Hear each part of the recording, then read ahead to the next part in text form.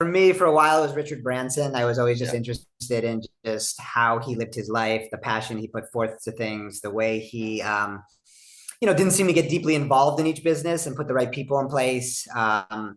Amazing. I have quite a few people who have met him and seems to be a true family guy and good guy. And so, for me, that all checks a box. I'm sure there's some others that have, if I went deeper into like kind of my path more recently on the more conscious side, I could get into. But, I remember that was one of the first business books I read, and was really inspired. I was actually in London studying and read his autobiography, and that really inspired me and my journey. I like being able to just do multiple businesses and have success in all those different areas and leverage creativity and branding.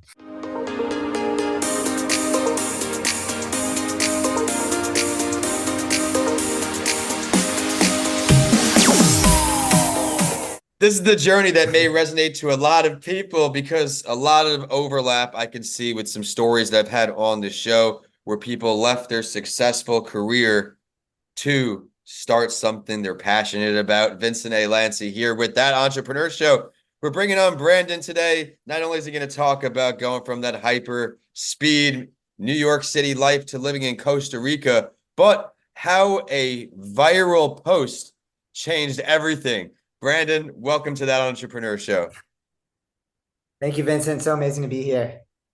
So let's jump right into it. Let's talk about this post. A post went viral and it changed your life. We hear about that from time to time, but let's hear the story. Yeah, absolutely. Um, so basically, I was in New York. I had been building a couple companies over the course of about 15 years, and actually had started some others before that. But it was kind of just back to back. We actually sold one company, spun off the next company. I went out and raised venture capital immediately for that company.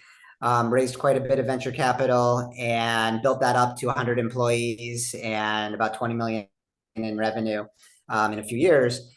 And then my investors came looking for me to raise more money. And it was at that moment like my heart just sank. And I knew that I kind of wasn't in the place I was meant to be and wasn't doing the work that I was called to. I was kind of approaching 40, a little past my kind of in my late mid 30s. And, something just clicked. And I knew that I didn't have it in me to go out and raise that money to have another 5, 10 years in the business. And that really just started some things shifting in me. And around that time, I was actually introduced to ayahuasca, a plant medicine and a psychedelic, which has been a powerful part of my journey in really helping me connect deeper into my heart and really understand what it is that I truly was calling for in my life. And then around that time, so basically my investors ended up coming to me a few more times to raise the money. The company was doing very well, but I kept saying no. And then eventually they fired me. And I was fired from the company. I also had a marriage, a brief marriage end at that time, and ended up leaving New York. And so basically went on this journey. I traveled in Southeast Asia. I experienced ayahuasca and plant medicine more. I had a bunch of other modalities and coaching certifications and other programs, and really just got deep into the work and really shifted a lot of areas of myself and how I was operating and really came out the other end of that. And as I did, I realized that no one really understood me and who I was, including my own family, my friends that were around. A lot had shifted, and I didn't know how to really explain that to people. And that's really how the article initially started. It was the first personal article I wrote. It was in the earlier days of Medium. I didn't have a following. I had zero people. I wrote the article. I wasn't going to publish it. Then it was my 40th birthday, and I hit send on my 40th birthday and ended up with tens of thousands of readers, people writing me, commenting, saying, this is my story, this is my story. And what they really meant by that was being high performers, achieving things, success in life as it was defined to them by others.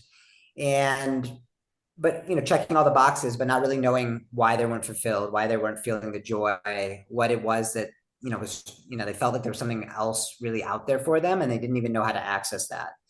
And that was really the inspiration for One Heart. And now what we've created is, these really powerful 8-week programs that include a week in Costa Rica and 7 weeks virtual, 2 before and 5 after.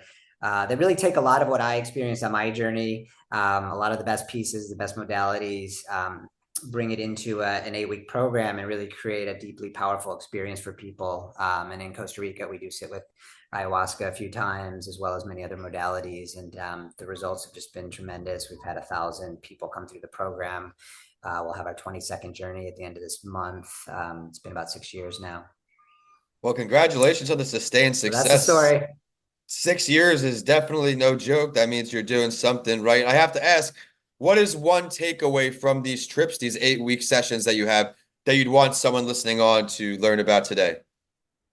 Yeah, I mean, so the way I usually describe it working is, I mean, people really get put in contact with their fears, their self-limiting beliefs, things that are blocking them.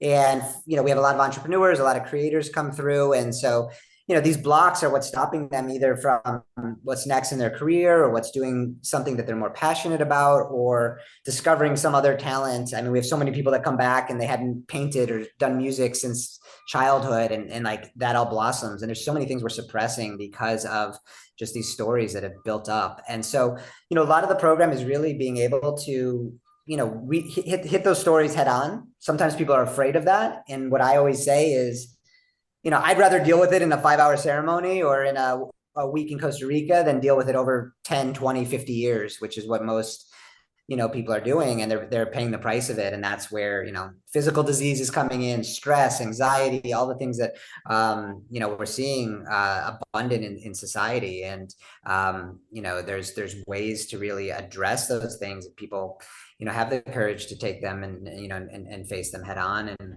we have a very we've developed a very safe, loving container for that.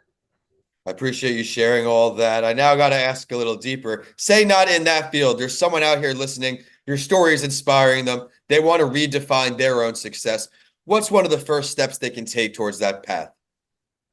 Yeah, I mean, I think the first piece is really getting clear with what, I mean, even success, what does success mean? And I think in many ways that word is very loaded by our society. Usually when we're talking about success, it means something that our parents told us is success, something that our communities told us is success, or Instagram or our society at large. And, I think the people I'm speaking with, I interview everyone who comes on our journeys. And when I'm talking to people,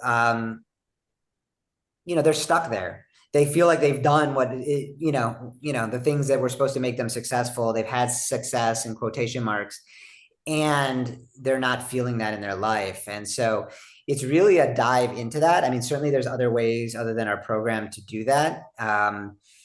However, it's challenging. Things like therapy will take you a lot into your past. And there's certainly some answers there. There's meditation can help us get more present to what we're feeling and what's coming up. And it's really just kind of getting connected in with our heart, with what we truly desire, and removing those stories that are keeping us from that. And the stories, we all have them, like, how am I going to pay how am I going to support my kids, or how am I going to show up at the soccer games and talk to people about what I do, or whatever it is that's scaring us and keeping us from exploring other things, and keeping us in work and a life that we know doesn't fuel us and serve us. And so it's how can you go out and really discover that for yourself? Incredible inspiration. Everyone out there, find a way to gravitate towards your passions. I actually read there's thousands of these silly quotes out there, some with entrepreneurship, where the difference between those businesses that sustain is that passion. If you don't like what you're doing, you're not going to be able to put as much into it as someone else who does like what they're doing. Because I know this guy, especially me as well, we'll be working and not even feel like work. We're just hours and hours, have to catch ourselves. But that's one lesson I learned, is to avoid burnout. There's many things I do, include taking breaks, but some lessons that you've learned. You've worked with thousands of leaders who have been through this One Heart program, billionaires, TV, beauty, you name it. What are some of these lessons that we could share today? Yeah, that's a great question.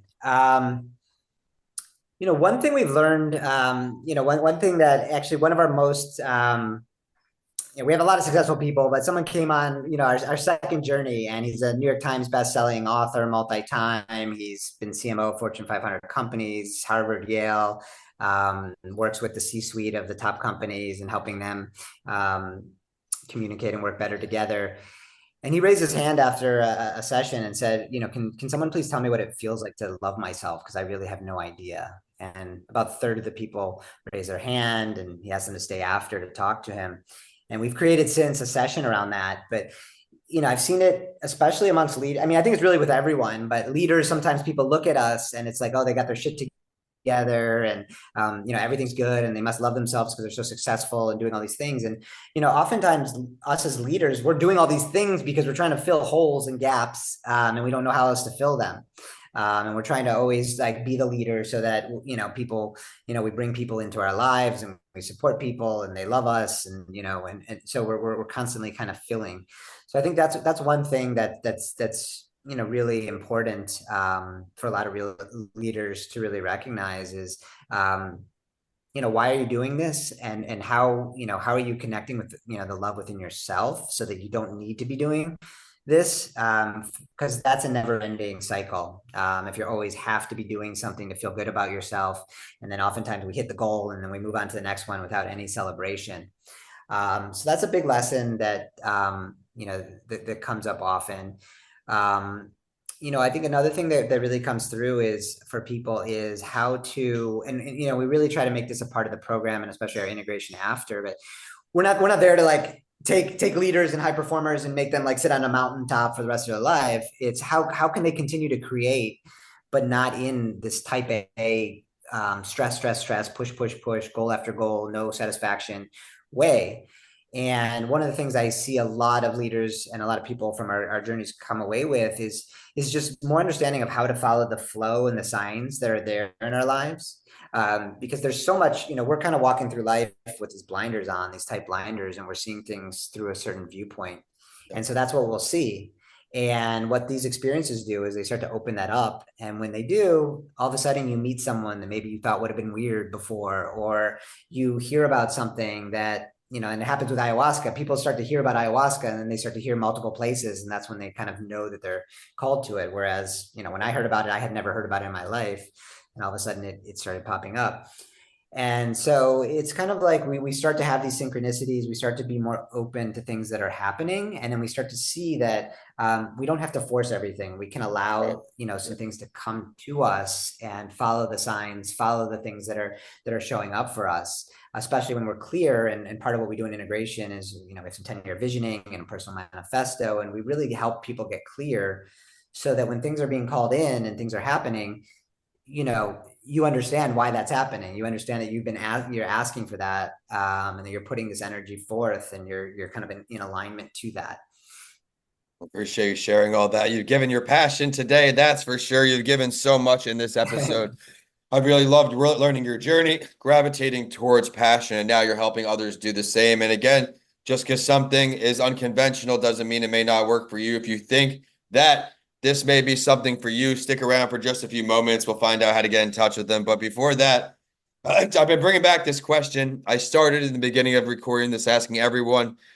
Then it took too much time, but I love it. If you could sit down with any entrepreneur throughout history, dead or alive, Brandon, to pick their brain, who would you choose?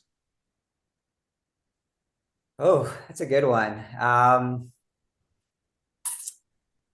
Traditionally, I would say, for me, for a while, it was Richard Branson. I was always just interested in just how he lived his life, the passion he put forth to things, the way he, didn't seem to get deeply involved in each business and put the right people in place. I have quite a few people who have met him, and seems to be a true family guy and good guy. And so, for me, that all checks a box. I'm sure there's some others that have, if I went deeper into like kind of my path more recently on the more conscious side, I could get into, but, I remember that was one of the first business books I read, and was really inspired. I was actually in London studying, and read his autobiography, and that really inspired me and my journey. I like being able to just do multiple businesses and have success in all those different areas and leverage creativity and branding and things like that. So yeah. His story certainly is inspiring, how he started to where he got. But let's delve deeper. If you could pick the location, where would you choose to meet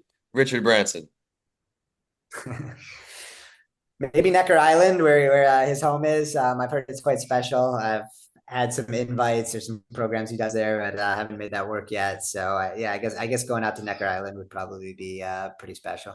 I always shout out the guests on this show who choose their home turf where they feel comfortable, because that's where you'll get the most golden nuggets. I want to thank you so much, Brandon, for taking the time all the way from out in Costa Rica, joining us here in American-based show. Where can we find you online? Yeah, so our website is oneheart.com. It's the number one and then HEART.com. So you can find out everything about our journeys and info there. On social, on Instagram, I'm Brand1, BRANDONE. And we're also One Heart Journeys on Instagram. I think those would probably be the top places to find us. Thanks for sharing that, everyone. Be sure to go check him out online, all he has to offer. And the show is at That Entrepreneur Show on all social media. I am at Vincent A. Lanci on all social media and YouTube. With that, this time we are signing off from St. Petersburg, Florida, all the way out to Costa Rica. Brandon, thank you so much. All right. Thank you. This was great.